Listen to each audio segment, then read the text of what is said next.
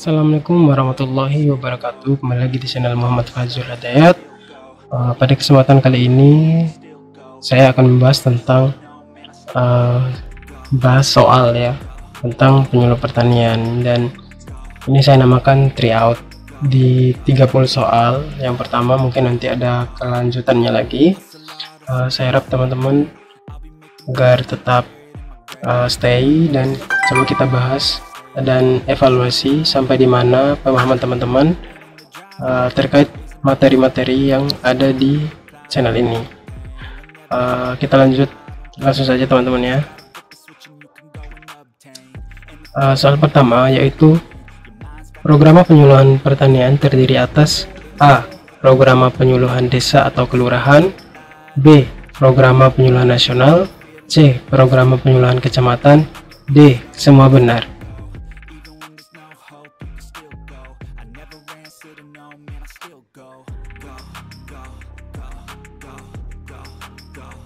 Jawabannya adalah D, semua benar. Teman-teman bisa lihat program ini di Permentan nomor 47 tahun 2016 tentang program penyuluh pertanian, atau nanti saya tandai di atas ya, agar teman-teman bisa cek langsung di video saya yang terkait dengan program penyuluh pertanian. Nomor 2, peluang usaha tani dari hulu sampai hilir yang prospektif untuk dikembangkan sesuai dengan peluang pasar, kondisi agrosistem setempat, sumber daya dan teknologi yang tersedia untuk meningkatkan pendapatan dan kesejahteraan pelaku utama dan pelaku usaha adalah pengertian dari A. Kondisi usaha tani, B. Produktivitas usaha tani, C. Potensi usaha tani, D. Lingkungan usaha tani.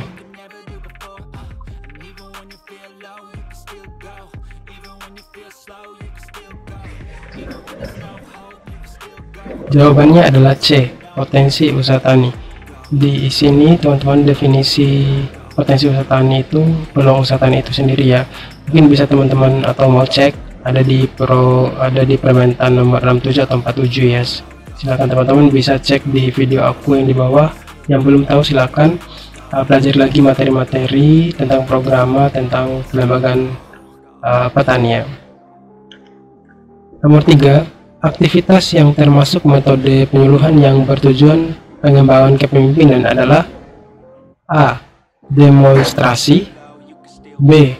Rembuk pemimpin, C. Mimbar serasehan, D. Temu akrab.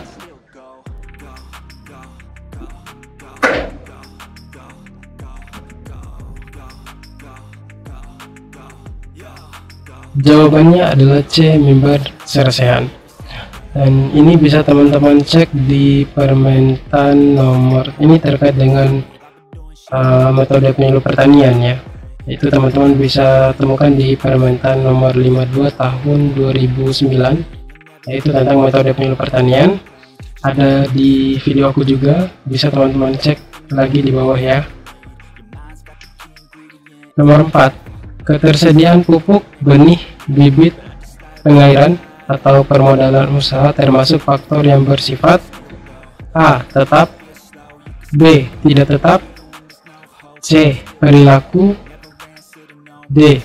Non perilaku.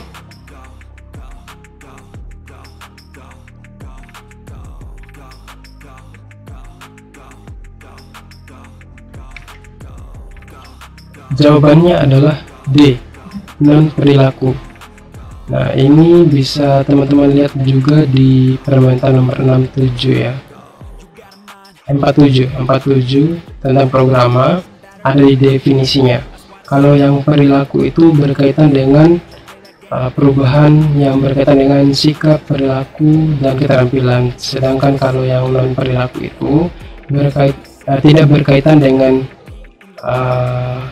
sikap, keterampilan dan perilaku. Nah, non perilaku ini berkaitan erat dengan ini ya, sarana dan prasarana, bukan berkaitan dengan SKP. SKP itu sikap, keterampilan dan pengetahuan, ya. Bisa teman-teman lihat lagi. Nomor 5, bahan penyuluhan pertanian yang akan disampaikan oleh para penyuluh kepada pelaku utama dan pelaku usaha dalam berbagai bentuk meliputi informasi teknologi, rekayasa sosial, manajemen, ekonomi, hukum, dan kelestarian lingkungan merupakan pengertian dari A. Strategi penyuluhan pertanian, B. Metode penyuluhan pertanian, C. Materi penyuluhan pertanian, D. Sistem penyuluhan pertanian.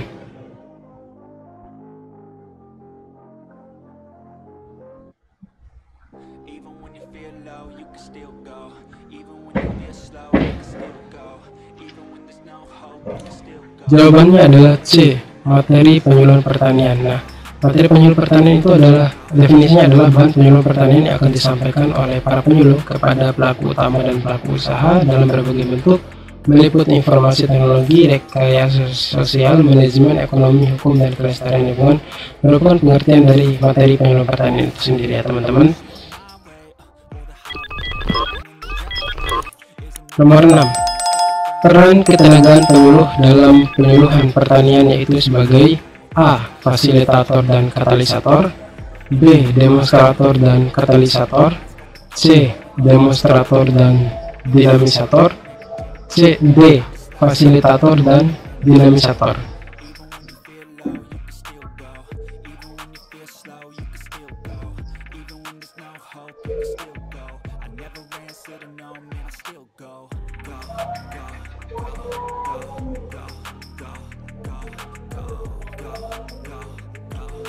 Jawabannya adalah D. Fasilitator dan dinamisator. Nah, peran ketenagaan penyuluh ini di Permentan nomor 3 tahun 2018 tentang penyelenggaraan penyuluh pertanian itu, bahwasanya peran ketenagaan penyuluh pertanian di sana adalah ada dua, yaitu sebagai fasilitator dan dinamisator. Nah, itu bisa teman-teman lihat lagi di video-video aku yang Permentan nomor 3 tahun 2018 tentang penyelenggaraan penyuluh pertanian.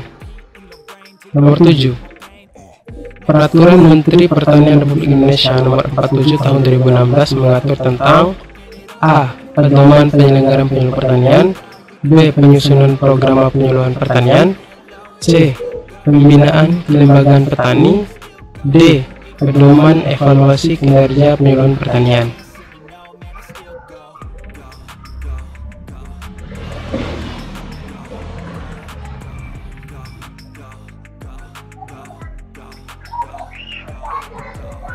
Jawabannya adalah B. Penyusunan program penyuluhan pertanian. Jadi Permentan nomor 47 tahun 2016 itu mengatur tentang penyusunan program penyuluhan pertanian. Nomor 8. Di bawah ini yang bukan termasuk jenis metode penyuluh pertanian berdasarkan tujuan, yaitu A. Temu akrab, B. Temu usaha, C. Temu karya, D. Temu lapang.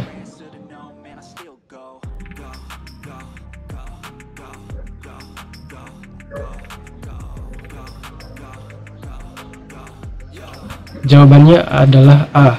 Temu akrab. Nah, teman-teman bisa cek ini atau bisa lihat lagi yang berkaitan dengan metode penyuluh pertanian di Permentan nomor 52 tahun 2009. Itu di sana teman-teman bisa lihat jenis metode yang berkaitan dengan berdasarkan tujuan. Nah, bisa lihat lagi video aku ya, nanti aku tandai di atas biar teman-teman kalau mau lihat bisa langsung klik ya. Nomor 9. Berdasarkan Permen Pan RB nomor 2 tahun 2008, jenjang jabatan penyuluh pertanian dari rendah ke tinggi adalah A. Pertama, muda, madya, utama, B. Muda, pertama, madya, utama, C. Utama, madya, pertama, muda, D. Madya, pertama, muda, utama.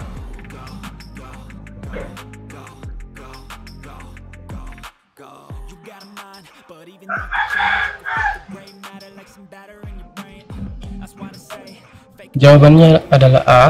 Pertama, muda, madya, utama. Bisa teman-teman cek lagi di Permen Pan RB nomor 2 tahun 2008, ada di video aku, nanti aku tanda di atas ya teman-teman. Kita lanjut. Nomor 10. Benih dengan label biru adalah benih jenis A. Sebar, BR, B. Dasar, PD, C. pokok BP, D. Ungu BU.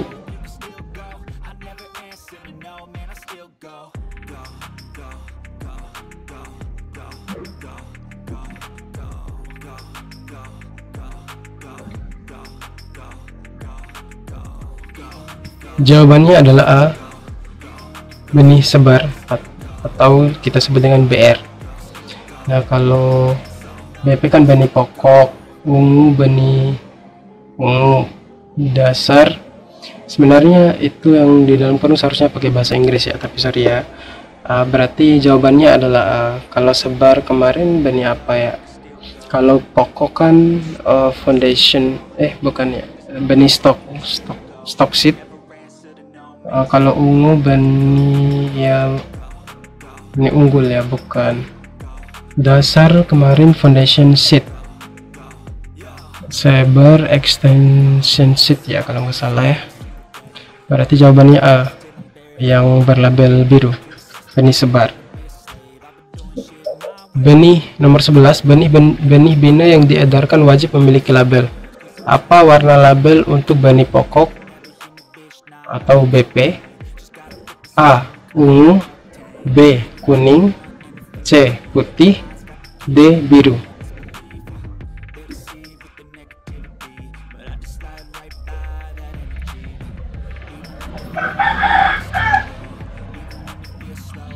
Jawabannya adalah A. Ungu.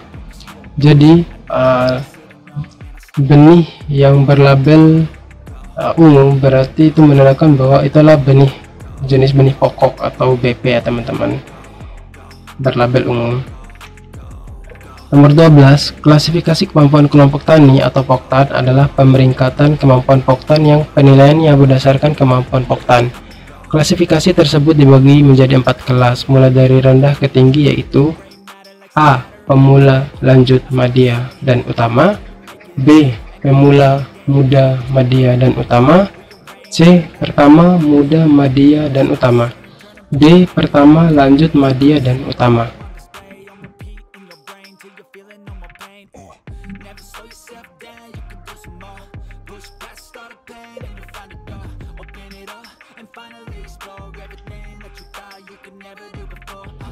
Jawabannya adalah A. Pemula, lanjut, madya, dan utama. Jadi ada 4 klasifikasi kelompok tani ya teman-teman, dari rendah ke tinggi, yaitu yang pertama ada pemula, yang kedua ada lanjut, yang ketiga ada madya, dan yang terakhir ada utama, kelas utama. Nomor 13, poktan merupakan wadah belajar mengajar bagi anggota untuk meningkatkan pengetahuan, keterampilan, dan sikap agar tumbuh dan berkembang menjadi usaha tani yang mandiri melalui pemanfaatan dan akses kepada sumber informasi dan teknologi sehingga dapat meningkatkan produktivitas, pendapatan, serta kehidupan yang lebih baik. Pengertian tersebut termasuk ke dalam fungsi poktan: A. Kelas belajar, B. Unit produksi, C. Wadah belajar, D. Wahana kerjasama.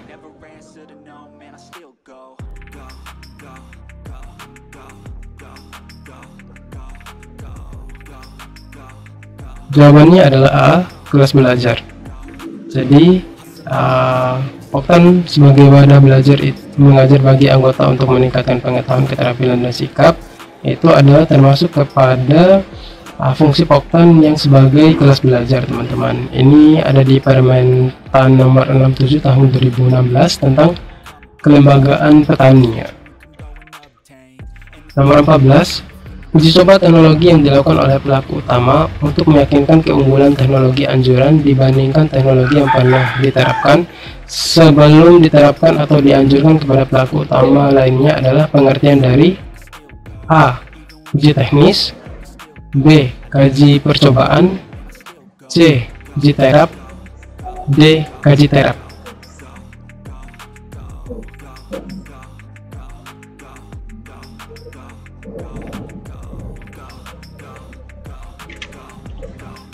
Jawabannya adalah D. Kaji terap. Nah, kaji terap ini adalah uji coba teknologi yang dilakukan oleh pelaku utama untuk meyakinkan keunggulan teknologi anjuran dibanding teknologi yang pernah diterapkan. Nah, kaji terap ini sebelum diterapkan atau dianjurkan kepada pelaku utama lainnya Nah, itu adalah definisi dari gaji terap. Nah, ini bisa teman-teman cek di Permentan nomor 52 tahun 2009 ya, tentang metode penyuluh pertanian. Atau bisa teman-teman juga bisa lihat di Permentan nomor 35 tahun 2009, itu tentang jabatan fungsional dan angka kredit. Di situ teman-teman bisa lihat di definisinya aja, jangan sampai dalam ya. Kalau di dalam itu tentang angka kreditnya. Nomor 15, proses belajar mengajar yang diperuntukkan bagi para pelaku utama beserta keluarganya yang diselenggarakan secara sistematis, teratur, dan dalam waktu tertentu adalah pengertian dari A. Kelompok tani belajar, B. Kursus tani, C. Mimbar serasehan, D. Gabungan kelompok tani.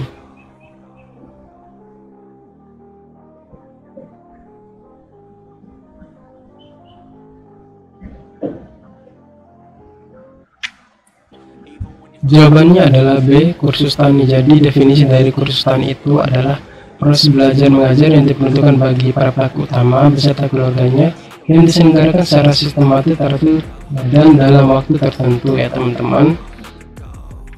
Ini bisa teman-teman cek di Permentan nomor 67 tahun 2016 tentang kelembagaan petani. Nomor 16 yaitu jenis pestisida yang berdasarkan jenis organismenya yang digunakan untuk memberantas serangga adalah A. Herbisida, B. Insektisida, C. Bakterisida, D. Fungisida.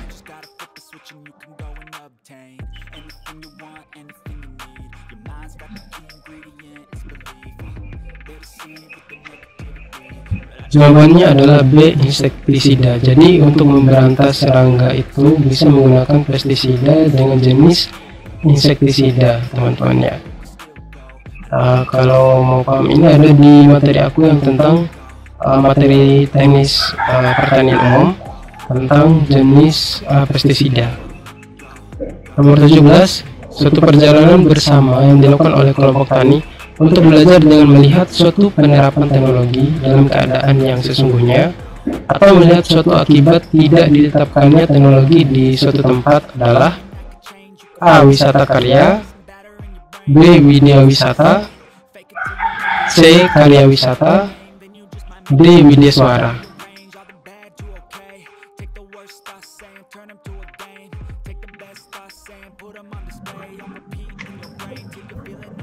Jawabannya adalah B. Widya wisata. Jadi widya wisata itu adalah suatu perjalanan bersama yang dilakukan oleh kelompok tani untuk belajar dengan melihat suatu penerapan teknologi dalam keadaan yang sesungguhnya. Itu adalah definisi dari widya wisata ya, yaitu belajar dengan melihat penerapan di wilayah atau di suatu keadaan yang sesungguhnya. Nah, ini bisa teman-teman cek lagi di Permentan nomor 52 tahun 2009 tentang metode penyuluh pertanian ya teman-teman. Bisa cek video aku di bawah atau cek nanti aku tambah di atas. Nomor 18, cara penyampaian materi penyuluhan oleh penyuluh pertanian kepada pelaku utama dan pelaku usaha agar mereka tahu, mau, dan mampu mendorong dan mengorganisasikan dirinya dalam mengakses informasi pasar, teknologi, permodalan, sumber daya lainnya sebagai upaya untuk meningkatkan produktivitas, efisien usaha, pendapatan, dan kesejahteraannya, serta meningkatkan kesadaran dalam pelestarian fungsi lingkungan hidup adalah pengertian dari A. Sistem penyuluhan, B. Metode penyuluhan, C. Fungsi penyuluhan, D. Manfaat penyuluhan.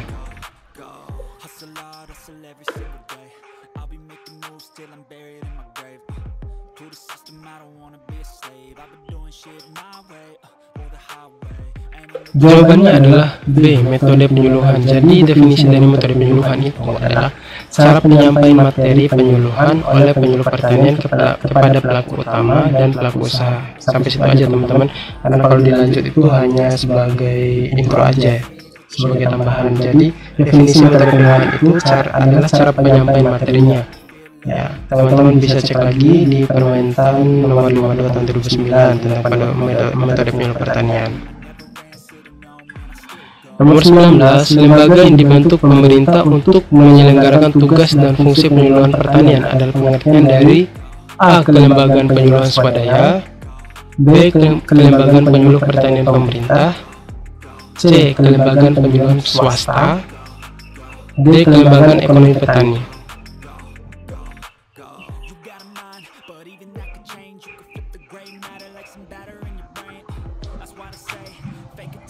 Jawabannya adalah B. Kelembagaan penyuluh pertanian pemerintah.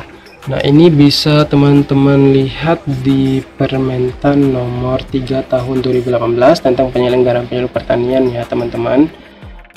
Nanti teman-teman di sana bisa lihat apa itu kelembagaan penyuluh swadaya, penyuluhan swasta, dan penyuluh pertanian pemerintah ya. Bisa teman-teman bedakan nanti. Teman-teman kalau belum lihat videonya, nanti aku tandai di atas lagi. Bisa teman-teman langsung klik. Nomor 20, jenis pestisida berdasarkan jenis organismenya yang digunakan untuk memberantas gulma adalah A. Fungisida, B. Bakterisida, C. Herbisida, D. Insektisida.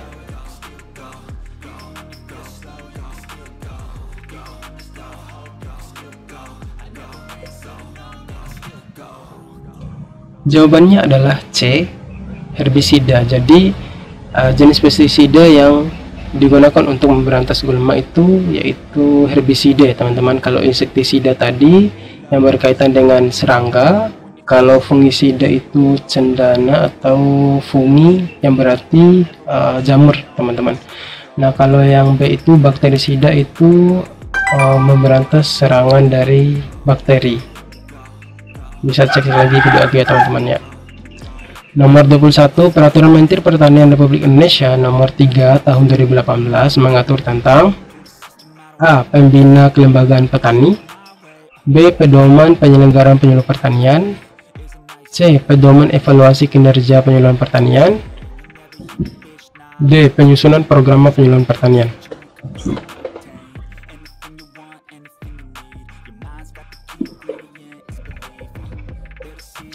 Jawabannya adalah B. Pedoman penyelenggaraan penyuluh pertanian. Jadi Permentan nomor 3 itu tahun 2018 dia itu berkaitan tentang pedoman penyelenggaraan penyuluh pertanian. Kalau 47 tentang program penyuluh pertanian, kalau 67 tahun 2016 tentang kelembagaan penyuluh pertanian.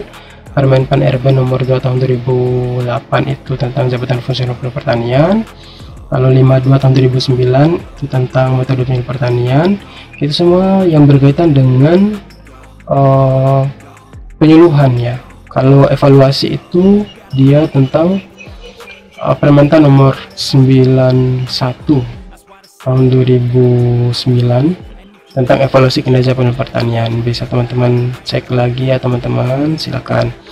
Nomor 22, peragaan penerapan teknologi secara bersama yang dilakukan oleh gabungan kelompok tani dalam hamparan usaha tani anggotanya merupakan pengertian dari A. Dem field, B. Dem unit, C. Dem area, D. Dem plot.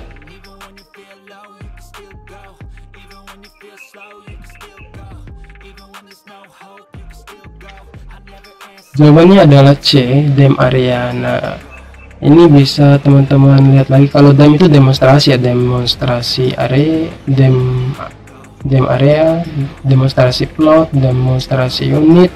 Itu bisa teman-teman lihat lagi, ada di Permentan nomor 52 tahun 2009 tentang metode penyuluh pertanian. Di sana tuh ada perbedaan-perbedaan dari demonstrasi tersebut. Nah, nanti aku tandai videonya di atas. Nomor 23 yang termasuk ke dalam metode penyuluhan tidak langsung yaitu A. Kursus tani, B. Pemutaran film, C. Demonstrasi, D. Obrolan sore.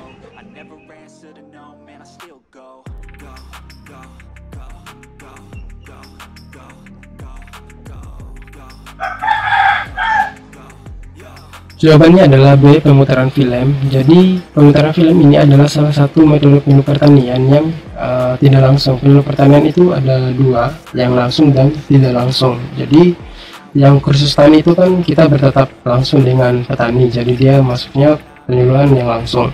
Demonstrasi juga kita bertemu langsung dengan petani, tidak ada perantara, berarti itu juga metodenya itu penyuluhan secara langsung. obrolan sore juga kita lihat langsung dengan petani, kunjung langsung, ketemu langsung, kita komunikasi langsung dengan petaninya, berarti itu juga adalah penyuluh secara langsung. Jadi salah satu-satunya jawabannya adalah pemutaran film, jadi yaitu penyuluhan yang secara tidak langsung. Nomor 24, rencana definitif kelompok atau RDK disusun untuk keperluan kegiatan poktan dan gapoktan selama A. 2 musim tanam, B. 2 tahun, C. 1 tahun, D. 1 musim tanam.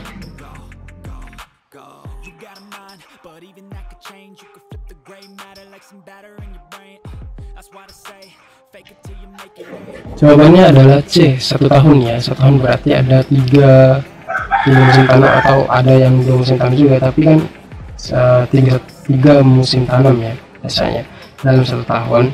Itu pun kalau 3 kali nanam ya. Berarti rencana definitif kelompok itu disusun berdasarkan keperluan kegiatan poktan dan gapoktan selama 1 tahun, teman-teman. Nomor 25, tahapan penyusunan program dilakukan sesuai dengan skema. Urutan skema yang benar adalah A. Perumusan keadaan, penetapan masalah, penetapan tujuan, penetapan rencana kegiatan, dan keempat, yang terakhir ada pengesahan program. Yang B. Perumusan keadaan, penetapan tujuan, penetapan masalah, penetapan rencana kegiatan, dan yang terakhir adalah pengesahan program lagi ya. Yang C. Perumusan keadaan, penetapan rencana kegiatan, penetapan tujuan, penetapan masalah, yang terakhir ada pengesahan program juga. Yang D. Perumusan keadaan, penetapan rencana kegiatan, penetapan tujuan, penetapan masalah, dan yang terakhir ada pengesahan program.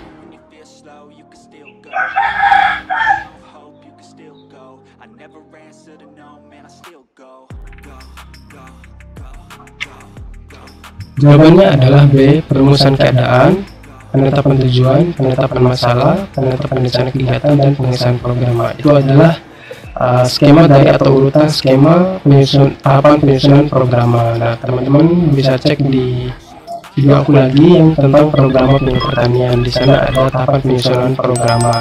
Ya, teman-teman, silakan dicek lagi. Nomor 26, pekarangan butini banyak ditumbuhi rumput liar dan tanaman pengganggu. Untuk membersihkannya, butini berniat menggunakan pestisida. Maka jenis pestisida apa yang harus dibeli butini? A. Insektisida, B. Fungisida, C. Herbisida, D. Nematisida.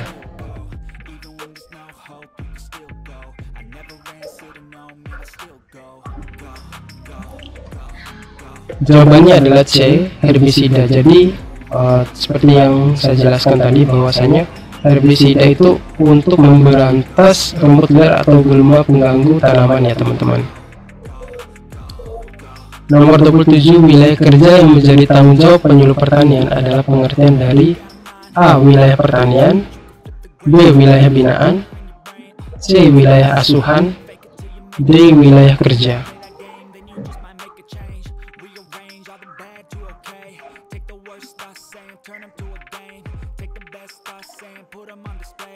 Jawabannya adalah B. Wilayah binaan. Jadi definisi dari wilayah binaan itu adalah wilayah kerja yang menjadi tanggung jawab penyuluh pertanian, teman-teman. Itulah wilayah binaan namanya. Nomor 28, penyuluh pertanian berkedudukan sebagai TTT di bidang penyuluhan pertanian pada instansi pemerintah. A. Pelaksana lapang, B. Ahli pertanian, C. Pelaksana teknis, D. Pelaksana.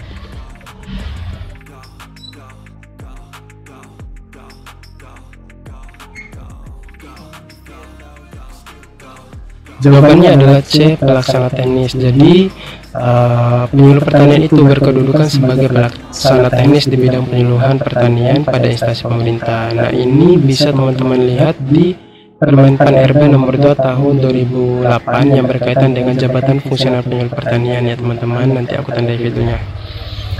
29, luasan dam farm yaitu A. 1-4 hektar, B. 1-5 hektar, C. 1-3 hektar, D. 1-2 hektar.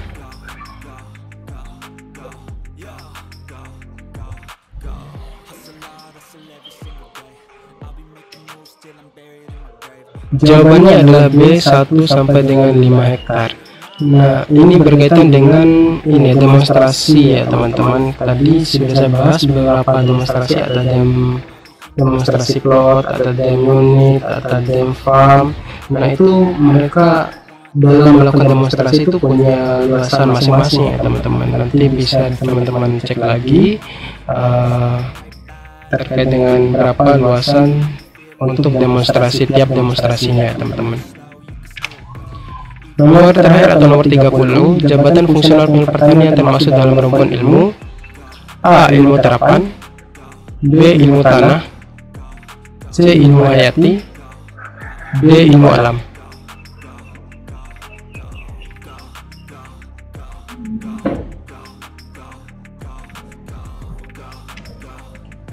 Jawabannya adalah C. Ilmu hayati. Nah, ini jabatan fungsional penyuluh pertanian termasuk dalam rumpun ilmu hayati. Teman-teman bisa cek ini di Permen Pan RB nomor 2 tahun 2008 terkait dengan jabatan fungsional penyuluh pertanian ya teman-teman ya. Jadi teman-teman, terima kasih telah menonton video ini. Jika video ini dirasa berguna bagi teman-teman, silakan teman-teman klik like, share kepada teman-teman yang lain, dan jangan lupa subscribe. Semoga video ini bermanfaat bagi teman-teman semuanya, bermanfaat bagi teman-teman yang lainnya juga, agar teman-teman bisa lulus, baik itu yang tes P3K atau yang tes CPNS di tahun 2023 ini. Jadi teman-teman, jika ada beberapa request bisa teman-teman request di bawah, mau bahas apa yang perlu saya bahas, sehingga teman-teman bisa langsung komen di video ini atau di video manapun. Saya akan mencoba menjawab pertanyaan-pertanyaan dari teman-teman. Terima kasih teman-teman atas support teman-teman. Wassalamualaikum warahmatullahi wabarakatuh.